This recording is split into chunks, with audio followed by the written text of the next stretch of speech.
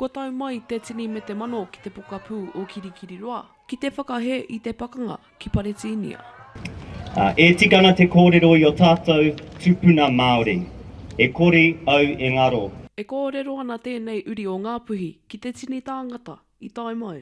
We need to show that this movement is not ending until freedom and justice is achieved, that liberation is achieved. It's an important call to accountability to our government, to the governments around the world, accountability for Israel for these acts of genocide. This genocide is going to end. We know that very well.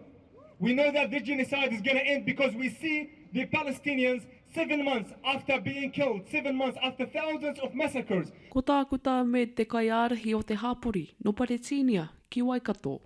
Today we're here to first ensure that we heard, to ensure that the world is hearing what we're saying, and we're here today to say that occupation is not okay, to say that settler colonial regimes can't keep doing what they're doing, to say that this genocide has to end. We have been seeing this killing, these massacres going on for the past 7 months. Even now when the UN slashed in half the estimated number of non-combatant civilians that got killed, suddenly it's half of what it was 2 weeks ago. Ko ianon teetehi uri I haraira, kua roa e noho ana ki ngā ruawāhia.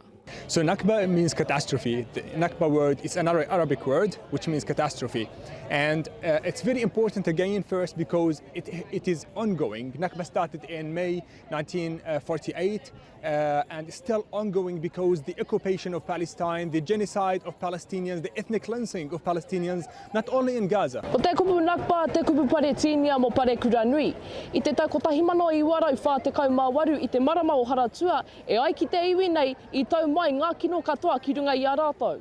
It is quite a made-up story. It is not an actual story. It's being used by a narrative which is false. It's in 1948, 5 armies flooded Israel, the new country that was re-established.